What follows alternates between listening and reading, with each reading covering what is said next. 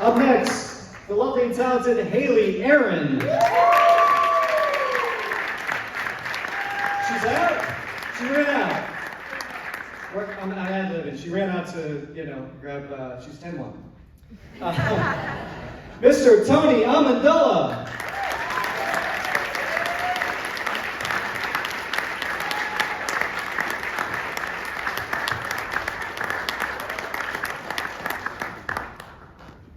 Okay, I'm still vamping a little bit. Wait, it's Miss Hayley Erin.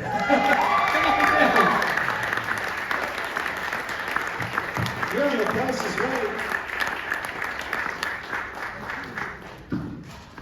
And ladies and gentlemen, the writer-director, John Russell.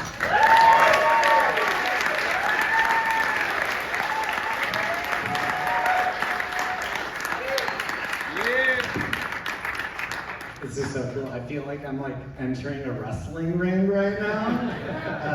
And then there's chairs. I've never had a director's chair, so watch it go to my head immediately. It's my privilege to introduce our moderator for the Q&A, Miss Jennifer Wilson from Film Independent. Thank you, Justin. I am Film Independent's very own Jen Wilson. Except for I'm a free agent tonight, so this is gonna get crazy, you guys. Awesome. I'm not under any Film Independence rules tonight. Love it. I can ask whatever I want. This is a uncaged match. Watch out, shares. Yeah, there you go. You guys are making fun of me when I try to get into this because it's so hard for me. There we go. Okay. How you guys doing? Thanks for coming out tonight. It's so exciting to see you. I just saw this film for the first time yesterday and then again tonight, and it's crazy how much more you see on the big screen. Like, I had totally missed the picture of the dead dog before when I was at my house. And I was like, what was I looking at my house when I missed the picture of the dead? But you miss so many details when you watch something at home. Even though I have a giant ass, 70-inch screen, it's so much better to watch it on the big screen. So I heard you were just at the Overlook Film Festival. Yeah. In New Orleans. Did you like it? Yeah, it was great. I think some friends we met there are in the audience as well. So it's such a cool festival. It's a special festival because it's still there's great curation, but it's small. Yeah, I used to program with Landon and Michael, who program at festival. They're awesome. We're all in a cult. Film curators, we're all in a cult together. We all know each other. It's scary. Let's talk about the beginning of this film for you. Actually, let's talk about you first. You yourself. This is a first feature, right? Yep. Okay.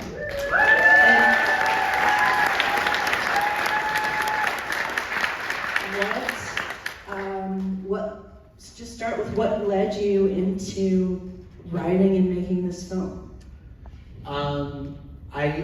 I wanted to make a film for a little bit. I have a background in journalism, and I got into movies, and I started doing music videos and short films and kind of moonlighting, and then I transitioned into freelance, and I do a bunch of corporate videos no one will ever see. But they're really good because I'm not competing with people who are so much cooler than me and doing jeans commercials. And that kind of gave me a lot of independence financially and creatively to bring people I've worked with on different sets. So this film I've been working towards for about 10 years, and the original idea is just kind of someone trying to escape town, covered in blood, and you don't know why they're running.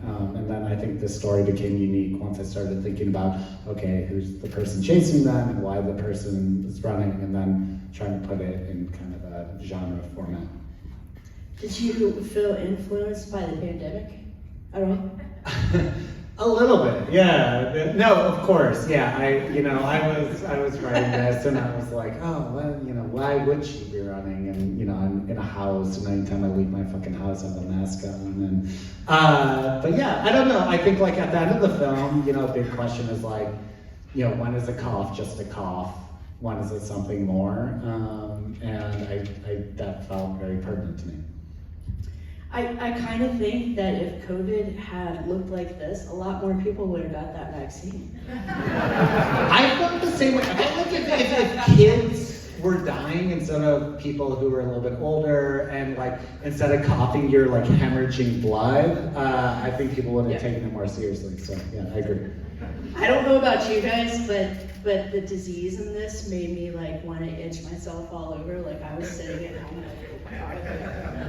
Every time I saw somebody, because it was like a combination of like all the grossest things of all the diseases, like smallpox, Ebola, Nailed it. Yeah. all the things. Well, we have Necrotizing fasciitis. Christina Cordum's in the house if you want to stand. Right? Yeah, she did special effects makeup.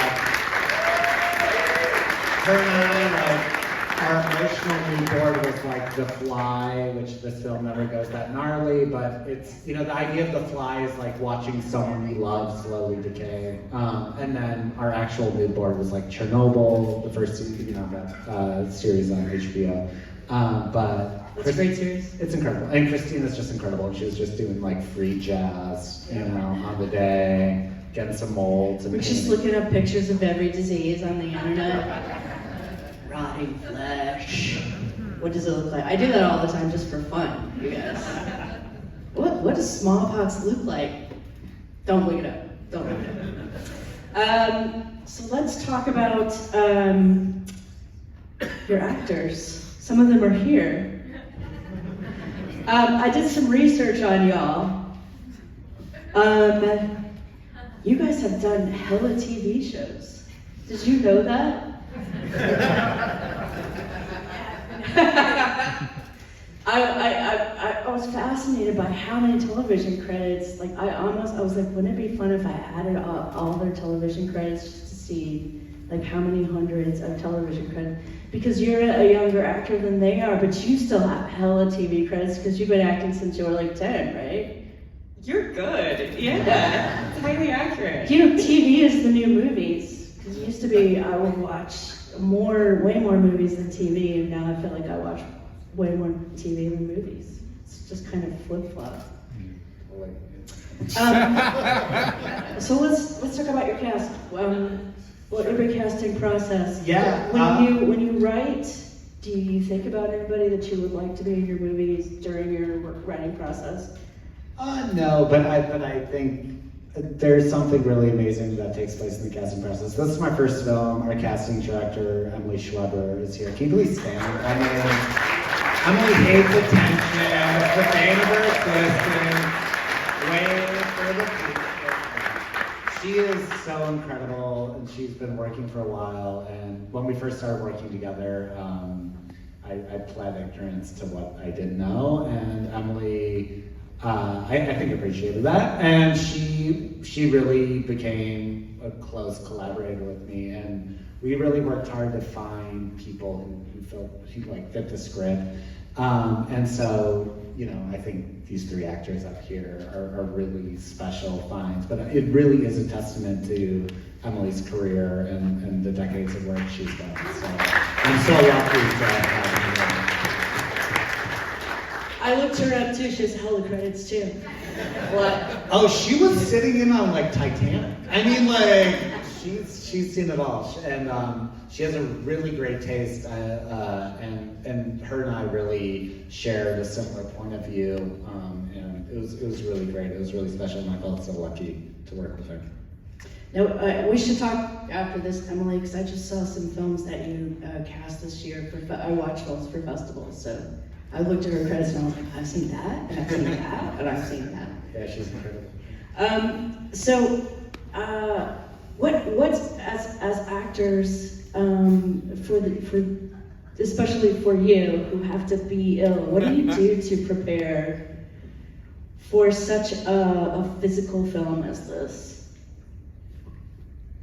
Just run around. I was exhausted. I was pretty tired. I actually had 7-month-old twins at home, so I was pretty tired. Felt pretty ill myself. It was exhausting. This is actually weirdly, like, incredibly pleasant. It was like a holiday for me at this point. Is this the first sort of horror genre film that you've done, or have you been in other? Yes, it's actually my first film ever. Hella TV credits. But... Yeah, congratulations! It's your first film credit. So did you like doing horror? Would you do it again? I really enjoyed it. I had a good time. I mean, it's hard to believe, but I really did enjoy making this film. It was a great group of people getting together, and it's really necessary, I think, because it has some really heavy elements, and it was also very physically taxing. But when you're calling cut, you're all kind of having a laugh, and everyone got along so well, and I just felt so supported, and I would love to do it again. Genre fans are the best fans to have. Genre fans are so dedicated, I think, and so supportive. So don't you guys think that? Yeah. For Sonya, you have to play a person who has a very serious illness coming on. Did you do any particular kind of research for that? Yeah, that was a real condition of wanting to do the film, was to do it as sort of respectfully and honestly as I could. So, in fact, you all saw Lisa Cross in the movie, the scene where Elsa meets her carer for the first time and he's sitting with Lisa. That's Lisa with ALS, who generously shared herself and her symptoms with me and taught me how to hold an ALS claw and made me get up in my room and drag my ass across the room to show me how I was going to limp, and told me it wasn't right, and did it again, and did it all with the smile and the sense of humor and the grace that was just utterly humbling. So it was such an unexpected jewel of this movie, was to get to meet Lisa and then to get to do a scene with her. It was really something. That scene was amazing. That was one of my favorite scenes in the movie. Was there any particular reason why you were inspired to have a character with ALS in this? Yeah, I mean, I have it in my family, but I think the main reason why I was inspired was, again, like why this person's running and how is it like related to the person, chasing her, and like it just hit me like ALS, and just because the way ALS works is imagine a coloring book, and your body is slowly colored in with like the color red. It starts with your fingers and moves to your toe and slowly moves to your heart and your lungs, and you stop breathing, but your brain is functioning the whole time. And I thought that was a pretty interesting parallel for someone who was like on the run and their body's decaying, but they're okay. And I thought the parallel was really interesting, but I was really inspired when I was doing journalism. I was with a team and we interviewed a young woman who was around my age who had ALS, and it was an advanced symptom, and she was using her eyes to type on the screen. And it was really unfair and it was terrible, and I came in with a lot of prejudices, but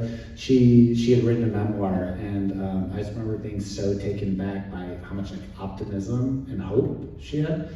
And so once I decided I wanted to do ALS, I did the work, and Sonya and I really bonded over trying to get that right. And I think Sonya was testing me out to see how dedicated I was to that, and I was testing Sonya out to see how dedicated she was to it.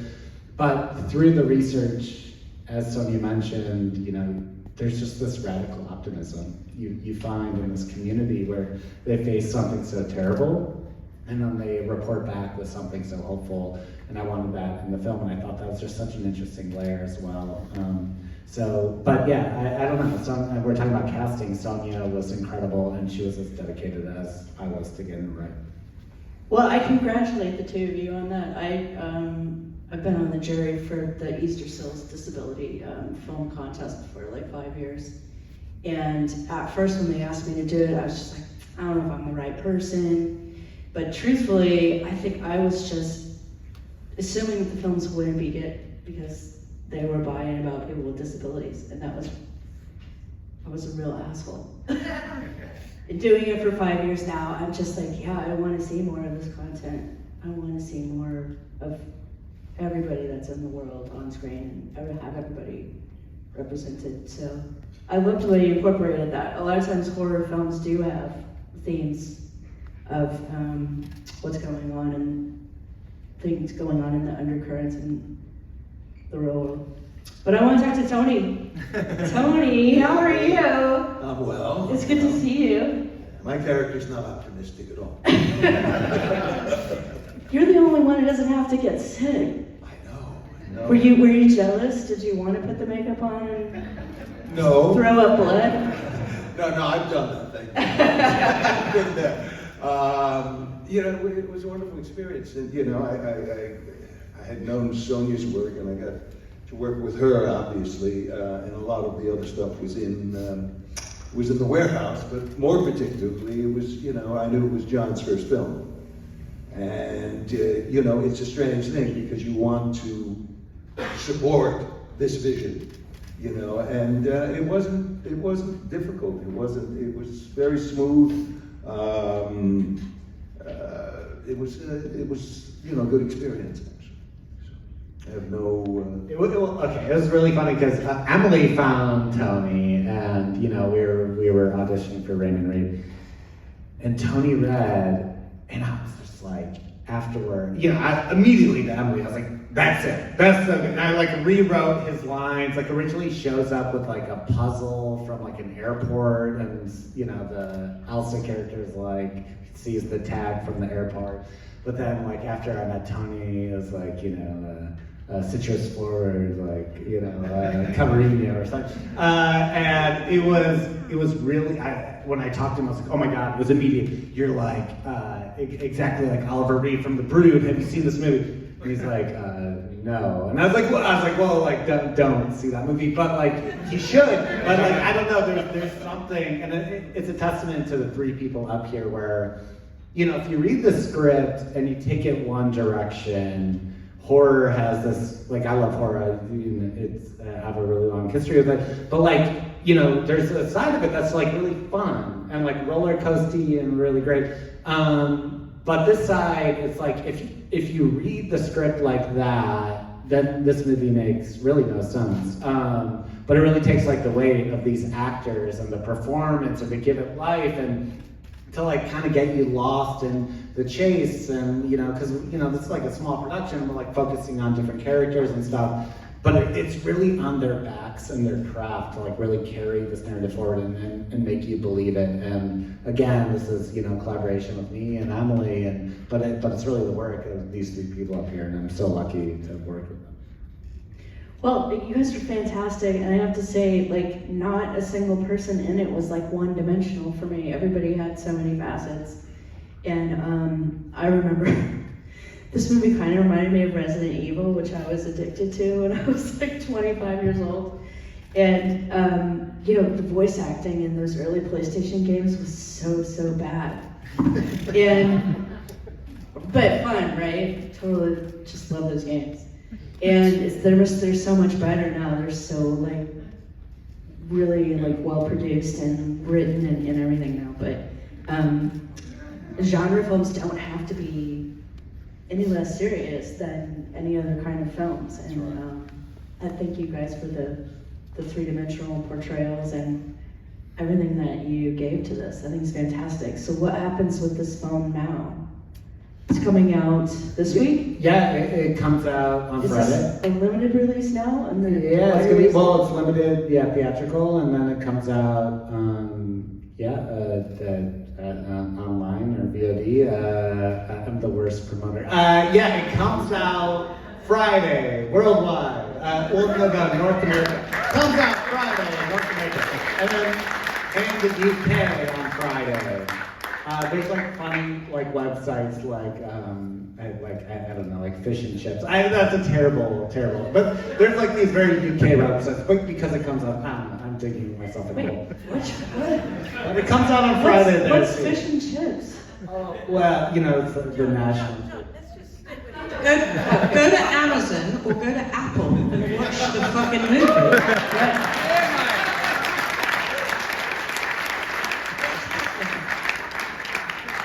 Sometimes it's cheaper on YouTube if you want to save it all. So go on Amazon. Are we not allowed to say it? What's happening? I'm melting down in real time. Sonya, you take it away. Where can we find this film? Anywhere you find any of your films, you will find this film. Pornhub. I'm going to throw this over to the audience, but I have to ask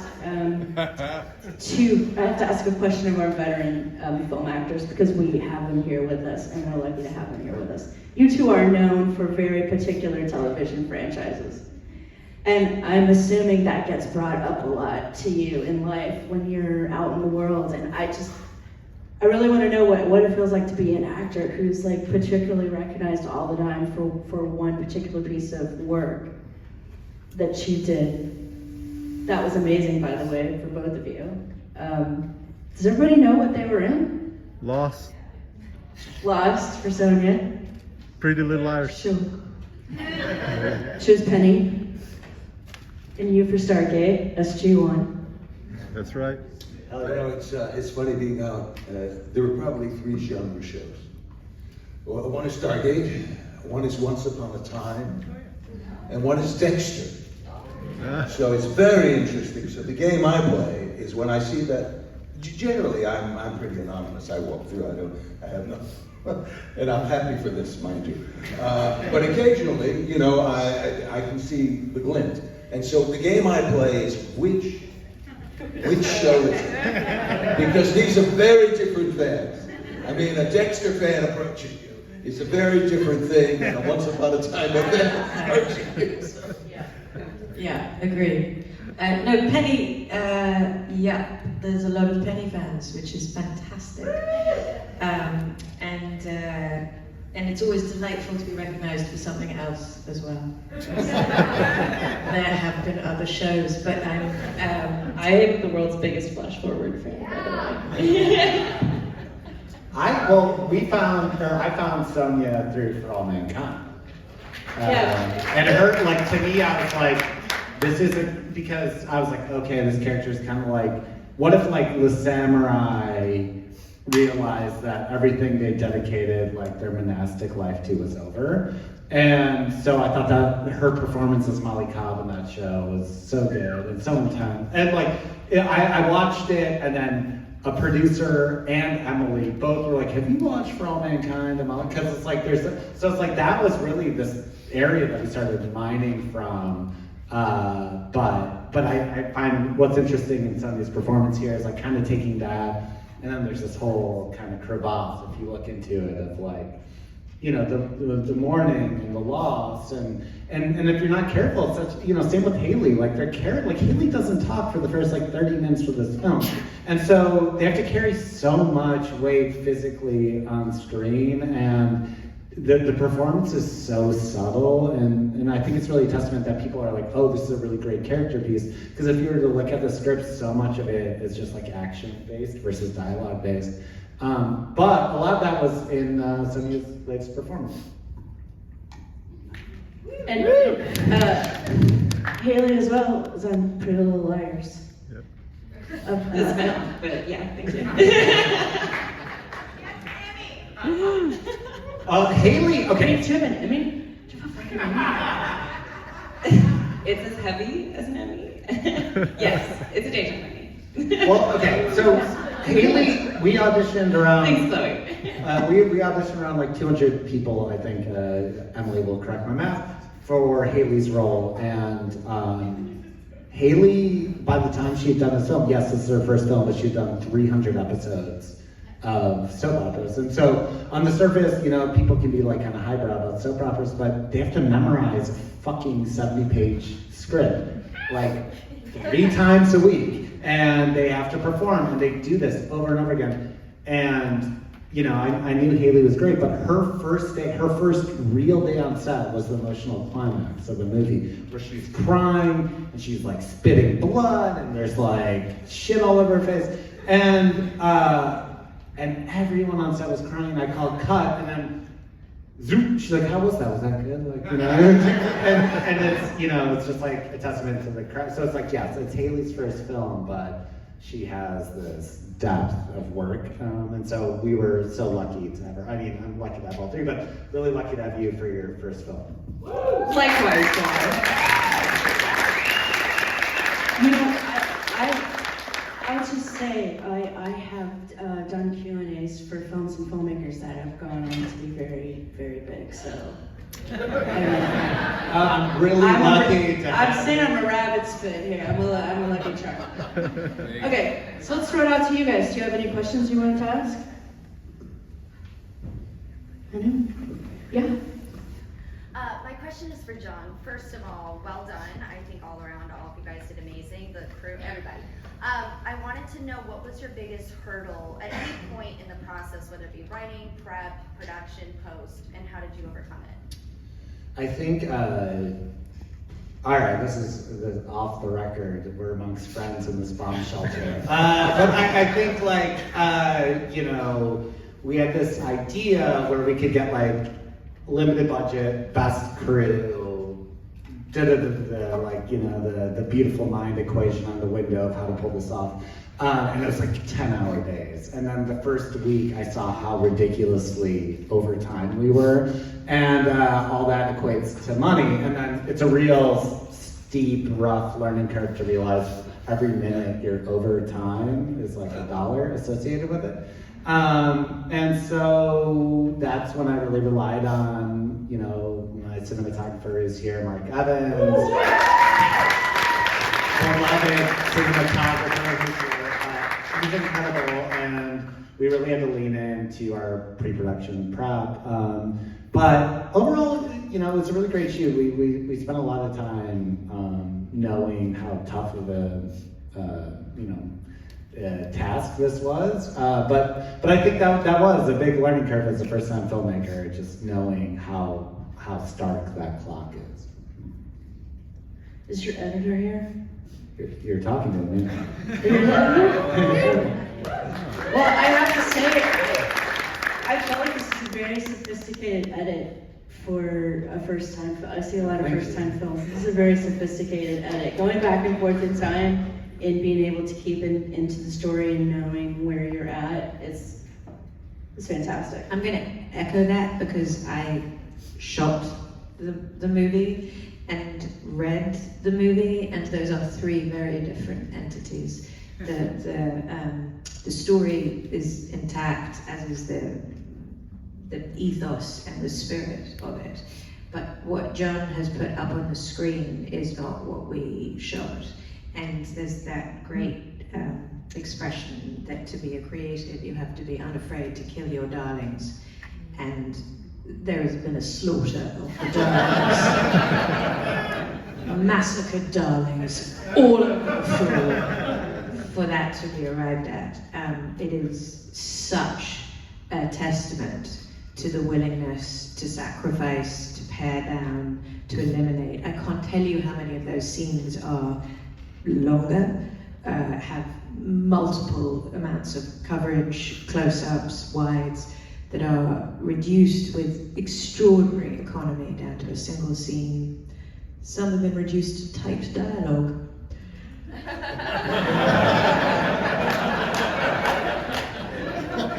Nevertheless, choices were made that have only served the movie. All jokes aside, they are superb, really, really masterful. I have to give a shout out to Justin Ross. There he is, ladies and gentlemen. He's a producer of this film, but you know, there's producers this really nebulous word where it's like, oh, how can Elon Musk be a producer? And so I'm like, Justin be a producer. But the real difference is, I don't know if Elon Musk, you know, whatever, you get my point. But like, it's, you know, Justin sat with me from edit 3 till edit 23 of the film, and that is a 120-minute cut to the 83-minute cut you've seen, and all the while his like radical positivity and encouraging when I'm like about to, I'm editing this on the 2017 iMac that's crashing, and the whole thing's a nightmare and about to melt down, and Justin really was this spark and this huge advocate of this film when I was totally lost in the forest. So it really is like, this is such a team sport, and I think that economy that Sonya is talking about, we really found together a lot in that. Justin, why aren't you in this Q&A? It's for you guys. This is the second Q&A that I've done for one of your films, and you strangely never put yourself in the Q&A, and you're the producer of the film. Yeah. We'll talk later. Do we have time for one more from the audience? Yeah. Anybody? Yeah. Oh, yeah, go ahead. Yes, how the hell did you get a Bob Dylan song in this movie? All right, it's your time. Sam Carlin, stand up! Stand up, Sam. There he is. It was really important for Sonya's character to have like a song to like just show the audience who she was maybe before this disease and give her some relatability because she's this stone cold, person, this professional, and we had a song, an original edit, and Sam got it in front of, I won't name names, but it was Styx coming all the way, and Dennis DeYoung, somehow Sam got it to him, wrote me this like very lovely letter, and he's like, I have no idea why you want to use this song, it's not about money, I just don't get it.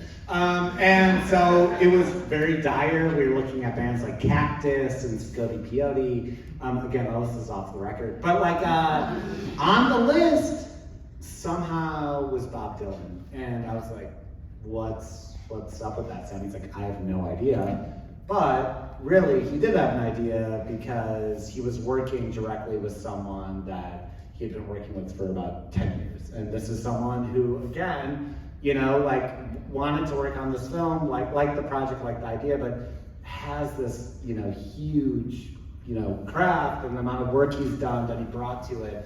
And so people really like Sam, and he was able to navigate that and bring this independent film, a Bob Dylan track who is like, someone I've admired, like a musical hero of mine since a little kid, to my first film, 5 times, including the end credits, for a deal that we could actually pay for. And I told Sam that, I can't give him a lot of money, but as long as he's alive, he'll never have to pay for another drink around me. But all this stuff is so heartbreaking and hard with independent film, and nothing ever really turns out the way you want it to, and you have to focus on the wins. And to me, having Bob Dylan in my first film was like enough, and it meant the world to me, and that's really the work of Sam Carlin. So thank you. Strangely, I'm more impressed by the Styx reference because I was in a homecoming ceremony in the 1970s where Come Sail Away was the theme song. Hell yeah! Yes! Isn't that crazy? That's awesome. Oh, that was like 1977, I think. Was it one of those homecomings where you have like a whole court, so you have little kids in the... That's incredible. Anyway, thanks everybody. Thank you.